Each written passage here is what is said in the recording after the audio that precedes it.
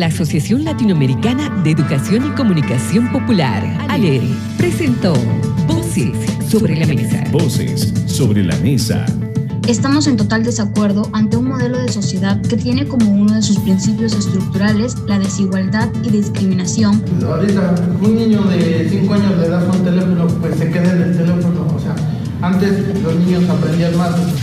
Diálogo abierto sobre distintos temas de la realidad latinoamericana, caribeña y mundial. Voces sobre la mesa. Voces sobre la mesa. La quinta cumbre de presidentes amazónicos fue un evento que concluyó el pasado mes de agosto, exactamente el 22, en la ciudad de Bogotá, Colombia, donde los presidentes de los países amazónicos aprobaron una declaración, la Declaración de Bogotá. Se asegura que este es un documento histórico que ya está asumiendo algunos compromisos para proteger la selva amazónica, pero también para hablar de cambio climático y promover algunas acciones de desarrollo sostenible. Es un gusto acompañarles, amigos y amigas, en este nuevo espacio del programa Voces sobre la Mesa, esta producción que cada viernes tenemos en la Asociación Latinoamericana de Educación y Comunicación Popular, ALE.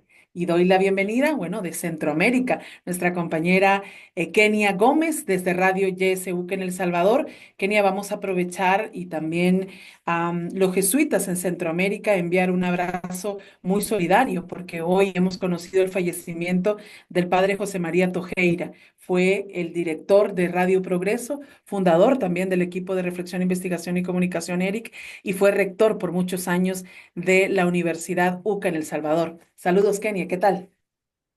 Gracias, Yolani, muchísimas gracias por estar nuevamente en este espacio. Bueno, sí, lamentable noticia con la que amanecimos el día de hoy.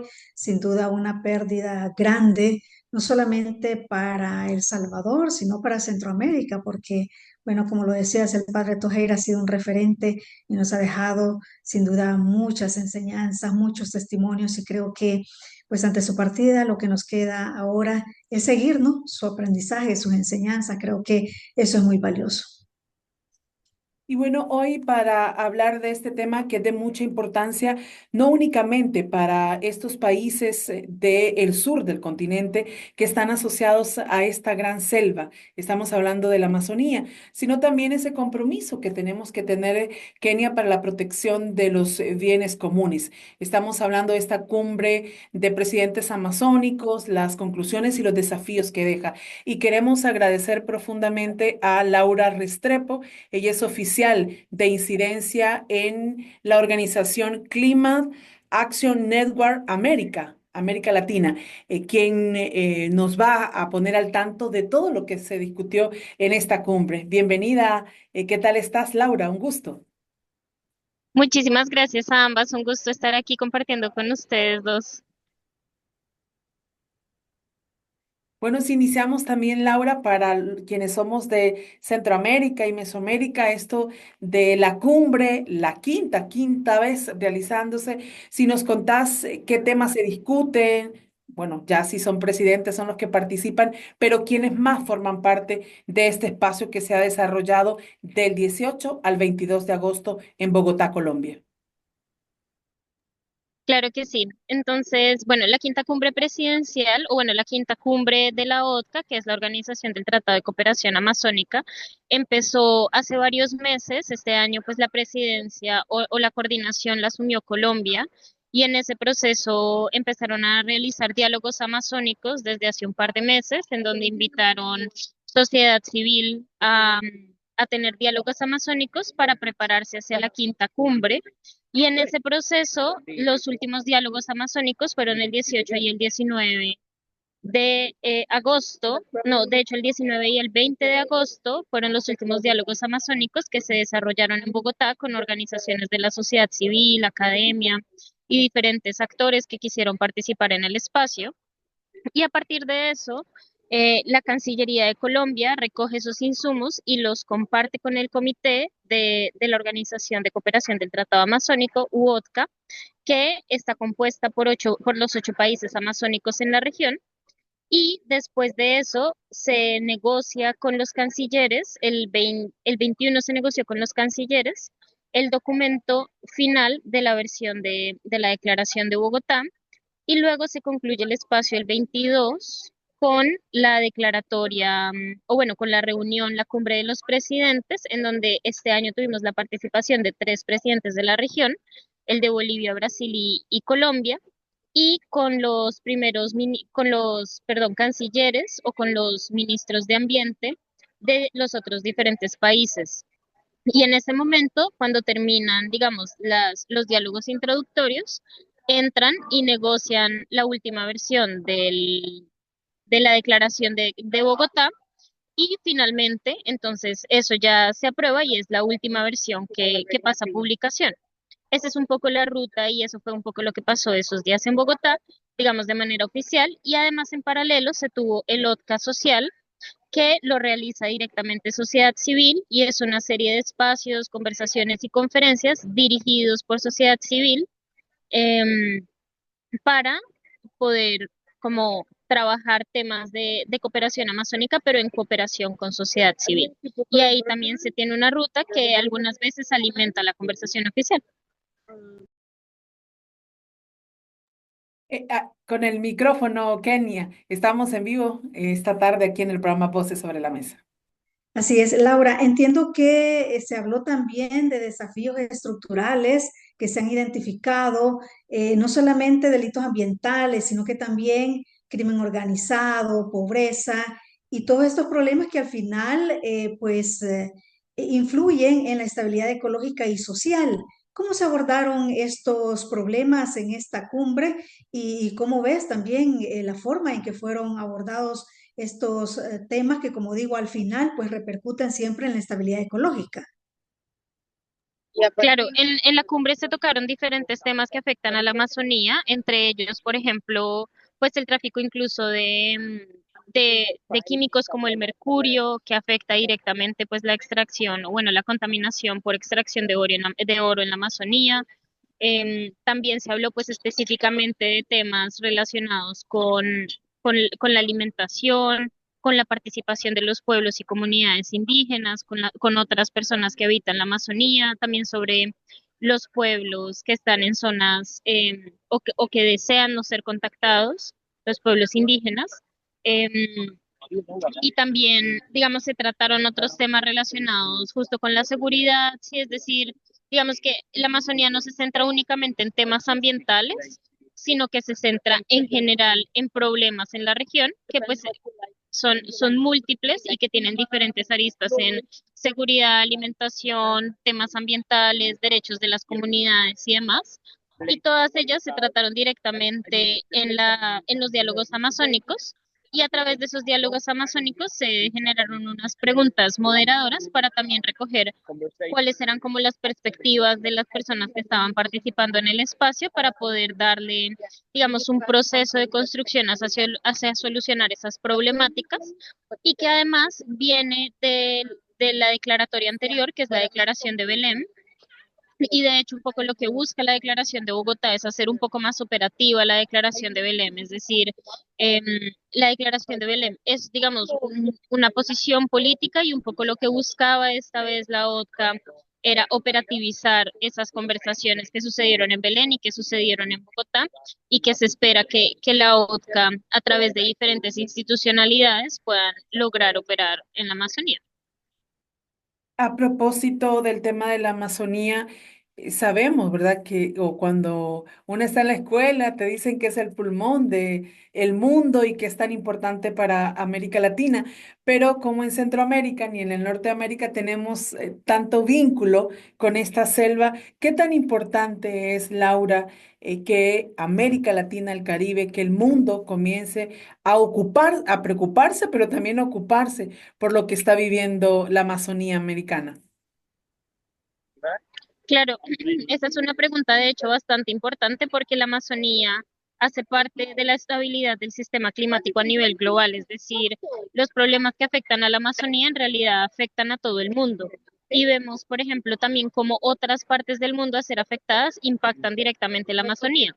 La Amazonía, por ejemplo, tiene todo que ver con la estabilidad de los océanos, de cómo, digamos, los nutrientes que salen de la Amazonía de una u otra forma, el agua que sale de la Amazonía o que entra a la Amazonía, es fundamental para mantener la estabilidad climática, el tema de los ríos voladores que afectan países a nivel regional. Por ejemplo, afecta directamente a Colombia, Perú, Ecuador, los ríos voladores que salen de la Amazonía. Sí, entonces, y además, por ejemplo, para quienes no saben, las arenas que salen del Sahara y viajan por todo el mar, por todo el océano, llegan a la Amazonía y de hecho son fertilizante en la Amazonía. Entonces, hay un montón de interconexiones planetarias que hace la Amazonía y que son fundamentales para esa estabilidad. Entonces, es muy importante tener eso presente porque, pues, en efecto, cualquier modificación a la Amazonía cualquier modificación a la Amazonía podría llegar a podría llegar a generar una estabilidad climática global que va a tener afectaciones globales. Y la realidad es que la Amazonía está llegando a un punto sin retorno en donde los efectos que está sufriendo la Amazonía van a ser tan severos que va a ser muy difícil mantener la estabilidad climática gracias a las afectaciones diferenciales de la Amazonía.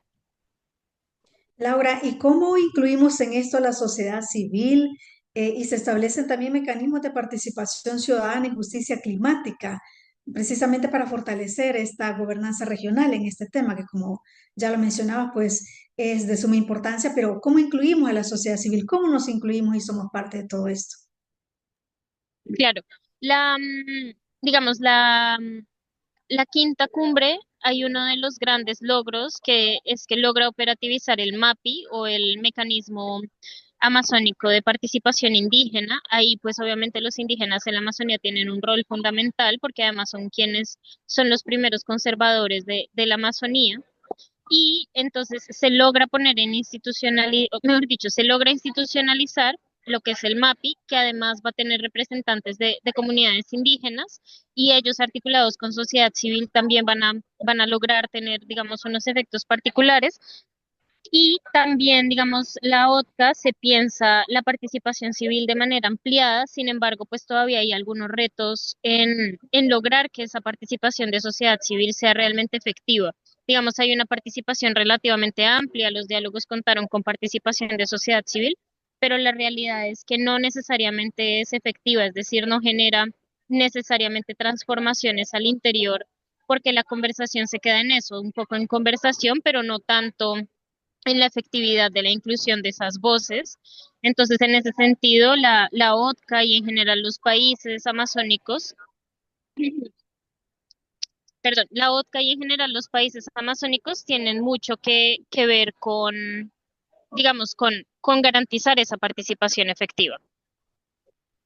Queremos agradecer a la gente, Kenia, que nos está viendo y que nos está escuchando a través de cada una de las socias de ALER en este programa de Voces sobre la Mesa. Nos dicen por aquí, Laura, en el marco del tema de los combustibles fósiles, aunque era una prioridad para los pueblos indígenas y para las organizaciones de sociedad civil y ambientalistas, países como Venezuela, Ecuador y Perú se opusieron. Aunque, bueno, y en este caso Brasil defendió que el petróleo debía de financiar la transición, ¿verdad? Entonces, es un tema muy importante, pero no se llegó a acuerdo como parte de esta declaración de Bogotá. ¿Por qué no se logró, verdad, a esta declaración de unanimidad de una Amazonía libre de combustibles fósiles? Bueno, ese es un tema bastante complejo, bastante complicado. En efecto, nosotros desde sociedad civil teníamos un mensaje muy claro que queríamos que la Amazonía estuviera libre de todo extractivismo, no solo de los combustibles fósiles, sino en general de todo tipo de extractivismo. De hecho, también eso incluye minería. Y el tema es que es un tema supremamente político por la dependencia que tienen los países amazónicos de los combustibles fósiles. Brasil tiene una alta dependencia, Ecuador, Perú, ahorita Surinam, Colombia, Venezuela, ¿no? Entonces casi todos tienen una alta dependencia de los fósiles. Y si bien se hace una referencia a la transición justa, es decir, como a transitar de manera justa, equitativa, fuera de los combustibles fósiles, digamos, no se menciona de manera explícita que van a dejar atrás los combustibles y eso para nosotras desde sociedad civil pues es un poco una alerta porque pues en efecto eso implica que no se va a garantizar una fecha de salida de los combustibles. Entonces, eso para nosotros es una alerta sobre el proceso y además sobre todo porque lo deja en un marco que permite, digamos, seguir haciendo exploración y explotación en la Amazonía y además con estas señales como la de Brasil, que es bastante preocupante, que es pues que los combustibles fósiles tienen que seguir estando en la mesa mientras permitan financiar esa transición, ¿no? Y la realidad es que tanto el IPCC en su sexto reporte fue muy claro en decir los combustibles fósiles no pueden seguir alimentando la matriz, como ahorita también lo mencionó la Corte Internacional de Justicia de manera muy explícita. La Corte Internacional de Justicia dijo que a la larga seguir haciendo exploración y explotación de petróleo, pues va en contra del derecho internacional. Entonces, hay señales muy claras a nivel global de que tenemos que dejar atrás los combustibles fósiles, pero a la larga no deja de ser un tema político a nivel nacional y tiene unos costos altísimos por la dependencia tan alta que tienen los países y que a la larga también es un costo político muy grande camino a la COP, en donde se supone también y como sociedad civil esperamos que haya una decisión ambiciosa en torno a los combustibles fósiles. Laura, hablemos también del tema de financiamiento. ¿Qué avances concretos se lograron en materia de financiamiento para proteger precisamente a la Amazonía de todos estos riesgos de los que estamos hablando? Ujú. Bueno, el gobierno de Brasil viene posicionando lo que es el TFFF, el TFFF. Ahorita no me acuerdo exactamente las siglas, pero lo que busca es justamente ser un fondo para financiar no solo la Amazonía, sino en general los bosques. Y busca también incluso ser como un mecanismo de financiamiento que quieren que sea muy importante para la COP30 y este mecanismo busca de hecho que todos los recursos que lleguen al fondo, 20% vayan directamente a comunidades indígenas. Eso si se logra pues sería un gran avance en términos de financiamiento directo. Y también, digamos, en el OTCA se aprobó un mecanismo de financiamiento regional, pero ese todavía no está muy clara la operativización y además de eso también un llamado particular que se hizo desde sociedad civil es que ese mecanismo no debería tener intermediarios, sino que debería pues llegar de forma directa a las comunidades y además de eso tener fondos predecibles y basados en subsidios, es decir, que no genere endeudamiento en las comunidades, que ese es uno de los grandes problemas ahorita cuando hablamos de financiamiento climático o financiamiento por temas ambientales. Entonces, digamos, hay unos llamados claros, pero todavía falta mirar de manera efectiva cómo va a funcionar y no solo cómo va a funcionar, sino cómo se va a operativizar, quiénes van a ser los contribuyentes, cómo se va a contribuir al fondo. Es decir, todavía hay muchos detalles que ajustar, pero hay unos llamados desde sociedad civil muy directos. A propósito de esos acuerdos que abarcó esta declaración de Bogotá, ahí apareció, además de esta cooperación que ya nos comentaba, el término o bueno, este concepto de Policía Internacional de la Amazonía, que tiene la responsabilidad de la protección de la selva en torno a toda esta industria, pero incluso del propio narcotráfico. ¿Qué significa desde una mirada comunitaria este nuevo centro policial amazónico? Claro, digamos que en este caso nosotras esperamos que sobre todo cuando se mira la Amazonía, no se mire como una zona, em, digamos, que se mire como una zona más bien de colaboración en donde sean las propias comunidades las que tengan un rol importante al controlar el narcotráfico, pero ahí también hay que tener una conversación sobre qué tanto los gobiernos están garantizando, sí, como qué tanto están garantizando los gobiernos la protección en la Amazonía y dando los recursos suficientes y además generando los mecanismos de observación, es decir, existe el Observatorio Regional Amazónico que también vigila algunas de estas cosas, pero es muy importante que se tenga como seguridad y que además, teniendo en cuenta la complejidad de la región, es muy difícil hacer monitoreo a estos temas. Por ejemplo, al tema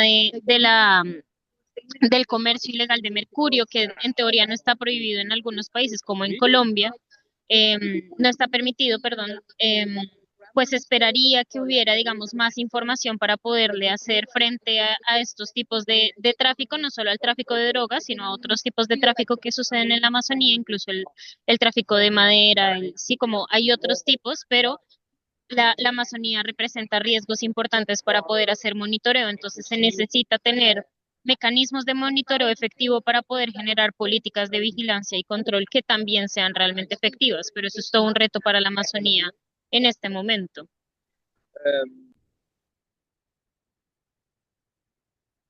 El micrófono nuevamente, Kenia.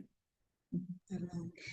Al inicio mencionaba Laura la importancia también de la comunidad indígena en todo esto. Se habló también de una mayor presencia de la comunidad indígena en la gobernanza regional, pero ¿cómo se implementa también? ¿Cómo lograr que cada vez más la comunidad indígena tenga presencia también en esta gobernanza? Porque es una parte muy importante y clave en el cuidado también.